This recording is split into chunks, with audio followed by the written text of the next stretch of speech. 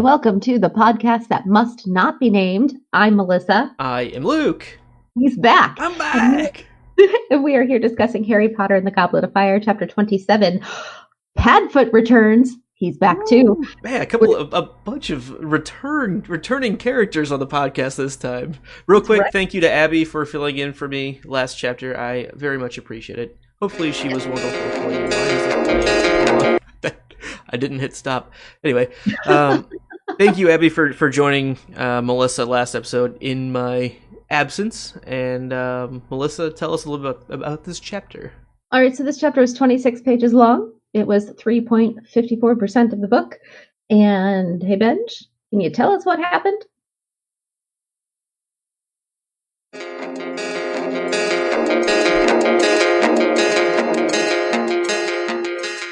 In the following days after the second task, Ron becomes a minor celebrity, telling his ever-expounding tale to anyone who'd listen. Sirius invites Harry to meet in person at Hogsmeade on the next weekend out. In Potions class, the Slytherins are giggling over Rita Skeeter's new article in Witch Weekly about Hermione toying with both Harry and Victor's hearts. She laughs it off, but is concerned how she knew some of the details. Snape takes the article from her and reads it out in full to the whole class, embarrassing Harry and Hermione, then splitting the three of them up for the rest of the class. At the end of the lesson, Karkaroff comes in and tells Snape he's worried and shows him something on his forearm before Snape shoos Harry away before he can hear anything else. In Hogsmeade, Sirius meets them disguised as Padfoot, his dog form, and leads the group to a nearby cave. Harry delivers him some food, and Sirius, along with Buckbeak, wolf it down. After a debate about Winky and Bagman, Sirius confides that Mr. Crouch was ruthless against dark wizards. Crouch is the one who sent Sirius to Azkaban without even a trial. He also was in line to be the next Minister of Magic until his son was found out to be a Death Eater. He did give his son a trial, but promptly sent him and his cohorts off to Azkaban as well, where his son died not too long after, and everything in Crouch's world fell apart. Now he may feel one more capture of another dark wizard will bring back some of his old honor. Sirius admits he's confused by Crouch's actions, including sending Winky to the top box if he never showed up, and suggested Ron might ask his brother Percy if he had any new information about his boss. The trio head back to the school and are left with a lot to think about. So we heard about some new people. We sure did. I'm very excited about this, although they don't seem like people that I want to meet. Yeah, not the nicest of bunches. No, so we've got Rosier, Wilkes, Avery, and the Lestranges. Yep, a couple. A married couple. I guess the reference to Crouch's son as well. Oh my gosh, hang on. I gotta stop forgetting to hit stop. Sorry, we're good. I guess also Mr. Crouch's son. I don't know if he's really been mentioned before. I don't think so. No, yeah, I think this is like the introduction to the idea of there being and his wife and his wife as well. His son and his wife. Okay, so we'll give you that. A Crouch son and a Crouch wife, both deceased. So correct. Yes. All right. Did we go anywhere new? Any new locations? We did. We have a new location. The fissure in the cliffs around Hogsmeade. Right? I mean, did you know there were cliffs around Hogsmeade? Looking at like pictures of Hogwarts, it's always in kind of a mountain-ish area, so I'm not too surprised that the town around there would have a cliff or two. Okay. Cliff, you know. Norm. And then, so we found a couple of magicabulary. I don't know if this is a completed list, but this is what I had found. We had a wit sharpening potion that they were working on, and then Veritaserum, which was used menacingly. I would very much agree with that descriptor. You know what else we had? An illustration. You are so on fire, man. That's like 26 chapters, 27 chapters in a row you've nailed. I missed one. There was like chapter 4 or something. I can't. You know, I wasn't gonna. Only amateurs count. But you know what? I have integrity, so it's okay that I made one mistake. So what do you think of this illustration? What do you see here? I see Padfoot with a newspaper. It looks a little shaggy. A little ragged. A little rough around the edges. But he's looking all right. He looks happy, I think. Hungry, but overall. Apparently a thirst for knowledge with his newspaper. Yeah, I think so. It's good to see Padfoot again. I'm excited. Me too.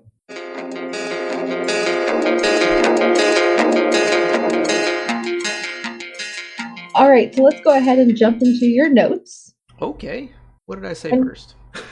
I thought it was really funny. This was one of those chapter openings that, I don't know, I've always kind of remembered because, it kind of leads off with reminiscing over what happened in the lake a bit. It's one of those chapters that actually kind of looks back at the most recent event, and it's not like, oh, this is just the next scene from last chapter where it was a cliffhanger. This is like, no, that was a big deal, and we're thinking about it. I don't think that happens very often. No, she uses it wisely. Yeah, and I like that, Harry noticed that Ron's version of events changed subtly with every retelling. At first, he gave what seemed to be the truth. It tallied with Hermione's story, anyway, that Dumbledore had put all the hostages into a bewitched sleep in Professor McGonagall's office, first assuring them that they would be quite safe and would awake when they were back above the water. 1 week later, however, Ron was telling a thrilling tale of kidnap in which he struggled single-handedly against 50 heavily armed mer people who had to beat him into submission before tying him up. I love the tall tale, because these are middle schoolers to young high school age. Yeah, that's kind of what would happen. The more people you tell, the bigger the tale gets, and it's very natural, and I like how Hermione just kind of shuts him down as well. What were you gonna do? Snore at them? That is excellent as well, because she's not enjoying this nearly as much, since there's a little bit of backlash about being chosen as Victor Crumb's special season or whatever. And then I noticed you've got a couple of comments about the upcoming article that we have by one Miss Rita Skeeter. I do, yeah. So in this article, which is brought to the Gryffindor's attention as usual by a certain by Pansy. By Pansy this time. Yep. By Malfoy. So I just had a thought that she gets to be the one who dropped the scoop, because it's in a women's magazine and not the newspaper, I suppose. Yeah, exactly. That'd be weird if Malfoy was the one. I know. Although part of me is wondering, is there some underlying race or sexism there that I should be concerned about? But I'm gonna let it go. I don't think so. There could be. I think it's also just in this case probably more fitting. It just makes more sense. I'm with you. It just makes sense. But yeah, in this article, which is just, I think smut is the right word. It's just garbage, rumor mill, gossip mongering, and it literally is going out and saying, oh, Harry was always so lucky to have such a great girlfriend at Hogwarts until the devious Miss Granger fell in love with another famous celebrity. It's just such garbage. And in this article, it specifically has Pansy Parkinson quoted. Right. Quoted. And it literally has her quoted as, "She's really ugly," says Pansy Parkinson, "a pretty and vivacious fourth-year student. But she'd be well up to making a love potion. She's quite brainy. I think that's how she's doing it." How catty can it get? We have more snowflakes. Yes. I'll go get them for you. Okay. It literally is the most catty within an article. This is a nationally published thing. How is that happening? I am not surprised by it at all. That's exactly what one would expect from one Pansy Parkinson. Yeah, I'm not surprised that Pansy Parkinson is saying that. I'm surprised that somehow gets published, I guess. And I don't know. I didn't read magazines like this growing up, I guess. It just sucks. Nope. It's so stupid. Stand in the line at the grocery store and just read the titles of the articles in some of those magazines. That's true. Yeah. Anything. Not surprised at all. We're not. It reminds me of our grandmother. She would buy those all the time. We're not sponsored by National Enquirer or any of those, but you know what we're talking about. That's right. The Sun. So at the end of that conversation, I love Ron's reaction to how he's like, I told you not to annoy Rita Skeeter. She's made you out to be some sort of scarlet woman." I bet Hermione loses and she just loses it. She's like, "Wait, what? A scarlet woman?" That's what my mom calls them, I always thought that was silly and funny, and very endearing to Ron. Yes, and yet I'm going to take an issue with it. It's victim shaming. That's what he's doing. He's victim shaming. Well, if you hadn't have worn that dress, well, if you hadn't been there, if you hadn't done this, if you hadn't this, blaming the victims for their actions because somebody else made a bad choice to do something to them. Like, it's a very innocent version of it, I believe, but that's what this is. I'm really not overly disagreeing with you. It just feels different than that because this is specifically why he was saying not to do that, because this is exactly, you know what I mean?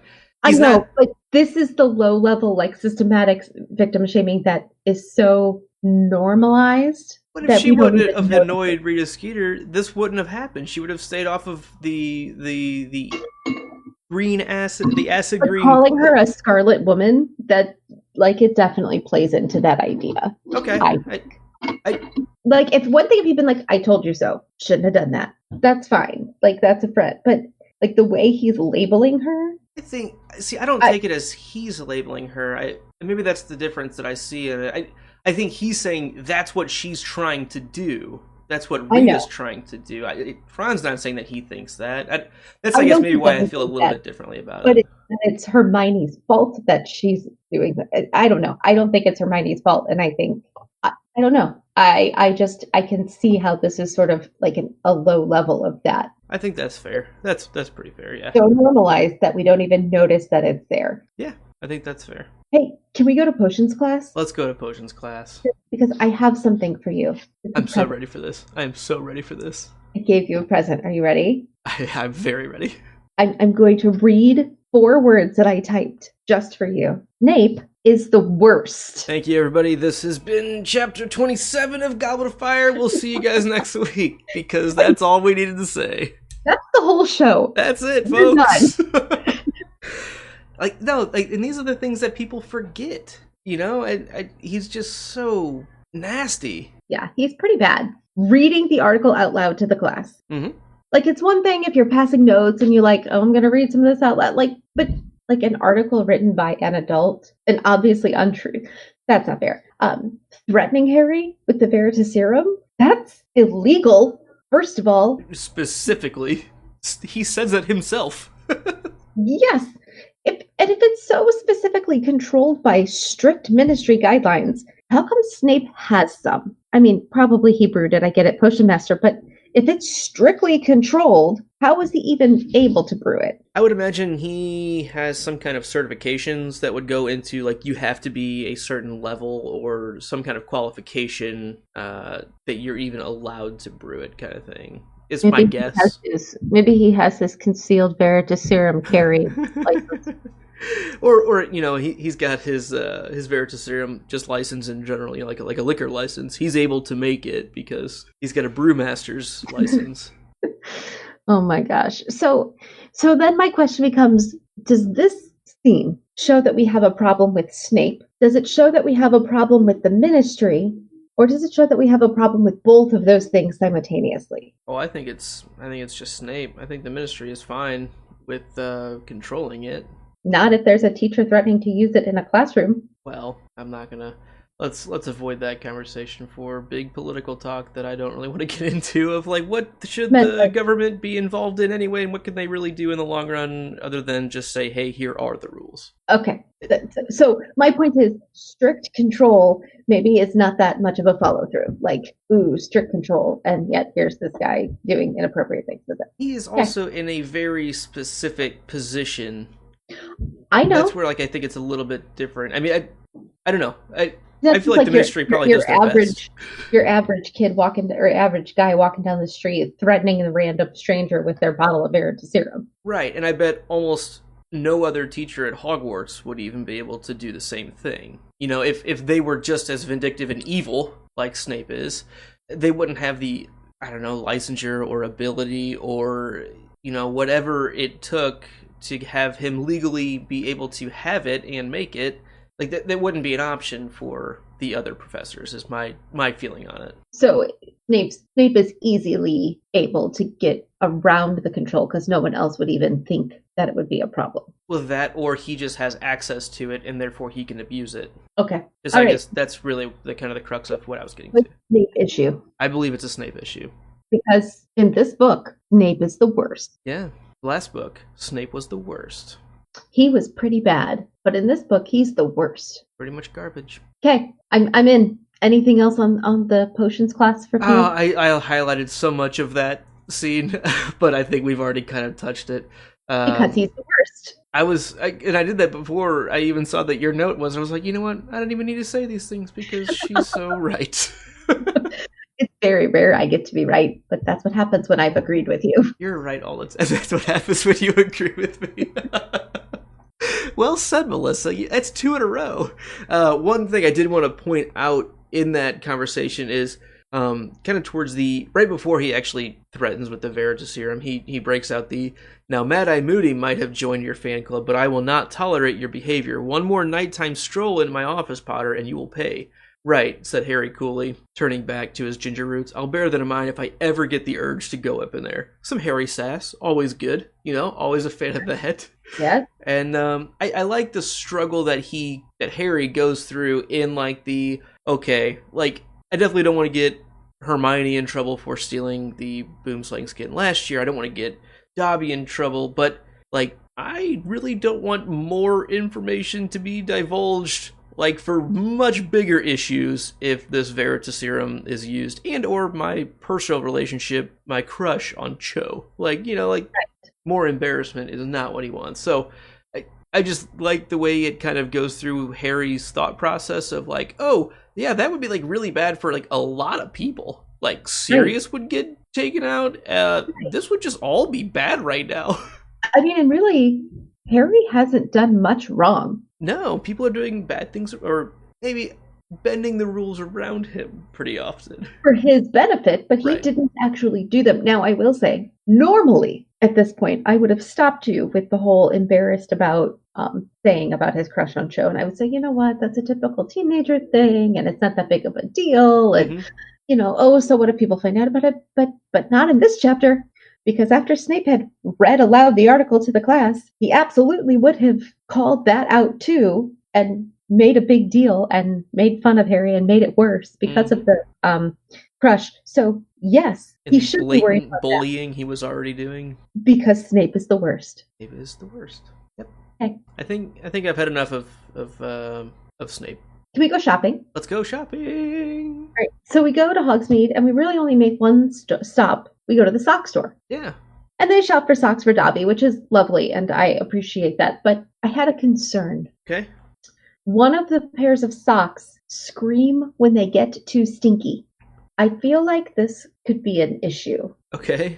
Because, at least in my daily life, I am always around children. Constantly. The amount of screaming socks in any given classroom or school building, or let's be honest, my own house, like just even like running outside without shoes on and then coming back in. The stinky sock scream would be unending in my world, and that sounds miserable. Well, you should just wear shoes. Well, I agree with that too. I hate socks in general, but Dobby loves socks. Am I wrong in being a little concerned about the screaming socks? I don't know if I agree with the word dangerous. Like, it'd be annoying. I don't think there's a real harm in it unless it was like the ears of the teacher who has to sit in the classroom with all of them. So dangerous to the kids' health, and when the teacher wants to kill them. See? I'm telling you. Or the parent, or even like it'd be a funny gift. It'd be a funny gift. Wear once. Yeah, I think it's I'm here to promote strong hygiene choices, so I think it's a good idea. Oh, there you go. That's the spin, right? I think that is kind of where it comes from. Like, hey, kids, you're lazy. Like, wash your socks. Like, that's a good idea. Socks. Let's not even go so far as to hope they're washing them. Just change them. Right. That's the angle I've always like. It's just kind of a silly way of trying to encourage kids to, because they're doing their own laundry. No, they're not. As far as we know, they're not. The house elves are for. Right. Don't tell Hermione. Okay, that's all. Screaming socks it hit me funny when I was reading this earlier. Reasonable. I mean, I want to go to Hogsmeade so bad. Me too. Like, I guess again, technically, but it's a lot of fun. Even the real world versions are very fun. 52 days. There you go. That's me. That's where I'll be. I'm very excited. So what else did you notice in this chapter? We go up and see Sirius, right? Yes. I always really liked the food that they smuggle up to him? I like the food. I don't know. Like I love Sirius. I think like first of all, Sirius, like first of all calling them, oh, you're too young to understand it. Ron calls him out on that. He's like, you know what? People keep saying that. Why don't you try us? Sirius smiles and then does. Right. And you know what? All right, I'll try you. And I think that shows a lot about Sirius's character of like, he's not the cautious adult. He's not going to coddle them. It's okay, let's do it. Let's put it all out there. I like that piece of Sirius's character. Something that stood out to me though is some of the biases the kids are bringing to the conversation. So this reminds me of like one of those times, this happens a lot in my world, where everybody has little pieces of information. And so you hear a little bit from this group and a little bit from this group and a little bit from this group. And then you sit and try to put all of it together. That's what this feels like. You know, he's got a little and she's got a little and Sirius has a lot. Does a pretty good job with consolidating kind of what seems to be the crux of what's really going on. Yes, but every time he gets to like a kind of one of his main points, like, okay, when was the last time you saw your wand? Or those kinds of things, Ron and Hermione immediately jump to blaming or protecting, right? Based on nothing more than their personal bias. Ron immediately jumps to, oh, it had to be Lucius Malfoy. Hermione immediately jumps to, oh, it can't be Winky. Right. How dare you even insinuate that it's Winky? When both are blinded in their own prejudices because of that. Yes. And so a line from Sherlock Holmes comes to mind. Yeah, absolutely. And it's, once you eliminate the impossible, whatever remains, however improbable, must be the truth. But you have to be open-minded enough to see the truth. And neither of them are. And I don't even know if Sirius and Harry are, but Ron and Hermione are definitely not. Right, at least in this conversation for sure. Yeah. Specifically this. And yeah, I mean, I think that's a problem with communication pretty often is, wow, we all come in with our own preconceived assumptions and pre-existing notions of, well, this is just what it is, but not everyone has the same exact bits of information. I think you said it very, very well, and a lot of times conversation never actually happens because people are so focused on, okay, well, here's what exactly I wanted to make sure, you know, I got said from my side, and you don't even go through and listen to the just as valid points that the other side was making the whole time too, that would probably solve the whole thing if you guys just worked together like at all, instead of just focusing on what you have to bring to the table. So the other big kind of, I guess, divulgence of information we have in the cave, well, I guess Beaky's doing well. Buckbeak seems to be doing okay, eating some chicken bones. Nice to see. He returned too. He what? He returned too. It's all the reunions. Another return. But we get a little bit of Mr. Crouch's backstory. Yeah, I don't really have any comments on it other than it's depressing. Like, he doesn't seem like the best of people. He's like somebody who maybe has the best of intentions, but maybe doesn't use it doesn't apply that empathetically, and then it ends up backfiring on him in the long run. And so it's just kind of depressing for him. His life has not been like, it was successful, but not really, not in the things that matter, like love and family and all of that. So that's kind of all I have on the Crouch thing. Yeah, I don't have a whole lot to offer to it. He sounds pretty ruthless, kind of for his own career and ambition over time. And it, certainly seems to have backfired on him when it's one of those, well, you worked so hard, probably, like you said, with good intentions of trying to make things great for your family or yourself. But guess what? You kind of sacrificed too much along the way is what it seems like. And now maybe it's finally really all catching up to him. With all the news clippings that Sirius has been reading, it certainly seems pretty dire for him. He's maybe sacrificed too much over time.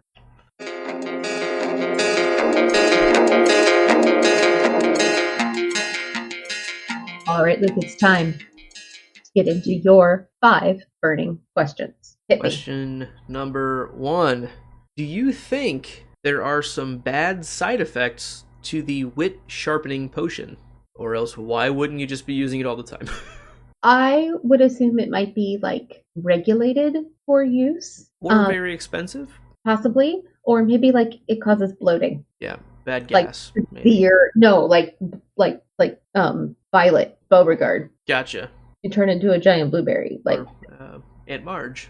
Yes, her too, for an in-world reference. Good call. Question 2. Repeating Hermione, how did Rita know about Victor inviting her to visit over the summer? When did he ask her? Sounded like it was right after Task 2. It was right after Victor's head was turned back from a shark head. Was Rita at the task? I believe not. At least I think they specifically said that they don't remember seeing her down there. Then maybe Pansy overheard, and I mean, because we know she did the interview, right? So maybe she, overheard that. And I guess the only thing that throws me off with that is it specifically says that Victor takes Hermione aside so that the judges wouldn't overhear. I guess maybe that could be closer to the stands where the students were, which I could see that. But that wasn't in the article. That was Hermione telling them. I'm saying that if they were pulled away from that group because they didn't want to be overheard, maybe it was closer to the students, where Pansy would have been to hear it. I don't know. Maybe Victor told her. Could be. I mean, he could easily be kind of duped into giving an interview, I guess, right? Sure. Why not? Okay. Question 3. Is it surprising Sirius is in the same robes as when he left Azkaban? The same ragged gray robes. I mean, it's been almost 2 years at this point. He escaped the summer before 3rd year. Here we are in February, March of 4th year. So we're talking almost 2 whole calendar years. Yeah. Unless maybe he has 2 sets of clothes and the other one's being washed. And this is just to cycle it back into that one. But talk about a need for smelly sock sounds. Exactly. And why didn't, if that's the case, why doesn't he just ask, hey, Harry, can you, pick me up some robes? You're in Hogsmeade. I don't know. It seems odd to me. Yeah. Just, okay, sure, no problem. I'm rich. Right. Not a problem. Sure thing, Godfather. Well, and didn't he get a firebolt? Yeah. Oh, yeah, he did.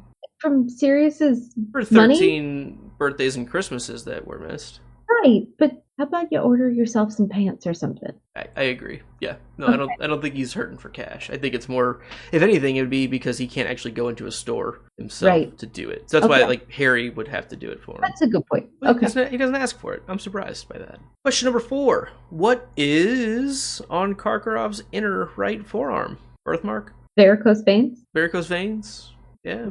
Those are on legs, but wizards and witches, it might be different. And maybe Snape has some cure that he a potion to help reduce them, and he doesn't want to share. I don't know. Maybe he's actually trying to sell him a watch.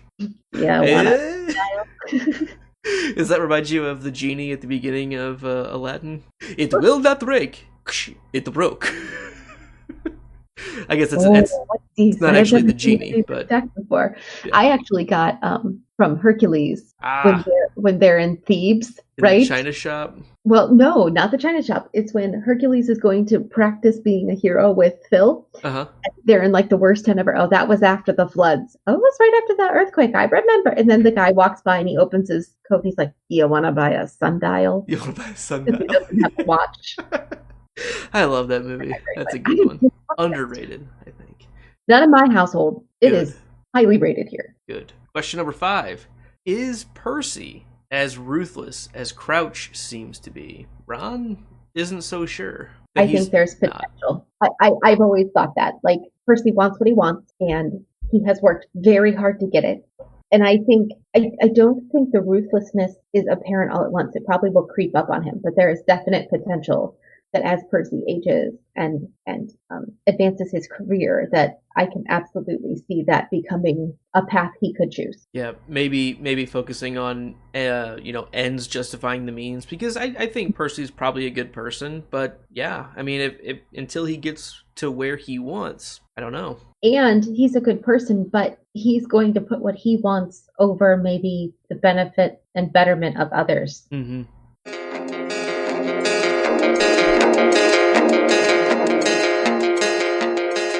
Okay, let's jump into our chapter superlatives. So, Luke, you have a favorite line. I do, and it actually is the she's made you out to be some sort of Scarlet Woman. And it really is more than anything Hermione's reaction to that, because she just thinks it's the most ridiculous thing. It says Hermione stopped looking astonished. She stopped looking astonished and snorted with laughter. "Scarlet Woman?" she repeated, shaking with suppressed giggles as she looked around at Ron. "It's what my mom calls them," Ron muttered, his ears going red. Yeah, because I can definitely see where you're coming from with the victim shaming thing, but he's so innocent in why he's saying that. I feel like, and he's so embarrassed by like I think even just saying the term Scarlet Woman because of like just the whole idea of what that implies. Right. That he's very very embarrassed. It was always a neat little scene that I remember. It's a good Hermione moment where she's not being girly about it. It's like, dude, this is wrong. Like, yeah. That's funny. All right, so I have a favorite line as well. It's not nearly as funny. And it's, if you want to know what a man's like, take a good look at how he treats his inferiors, not his equals. This is just one of those, like, pearls of wisdom that JK embeds within her story that it's good to remember just as a life lesson. I felt strongly that it was important to share that here. Yeah, that's one of those lines that we'll remember. You know, like, those are one of the clear, like you said, life lessons, or just bits of wisdom. Yep. All right. Who was your chapter MVP? I really tried thinking about this, and I can't think of anybody other than who it just has to be, and it's Sirius. I think Sirius does a wonderful job dealing with the kids, and you said it very, very well earlier with, you know, being able to kind of see the kids' own limited perspectives and preconceived biases, and actually try to get through and maybe come up with a cohesive thought process through all of that. And it was well done. And you know what? Good on him for coming back to try to help Harry out, because he's been doing his research and things seem to be really out of whack. I agree, and my honorable mention goes to Sirius, because it was him and Snape who did stuff in this chapter, and Snape was the worst, so he doesn't win anything with me right now. But yeah, no, it was a full-on Sirius chapter. Maybe a quick double honorable mention just for Harry, thinking of Dobby and getting him those socks. You know, it's following through on his promise. Following through. I think, you know, just a couple props here and there. All right.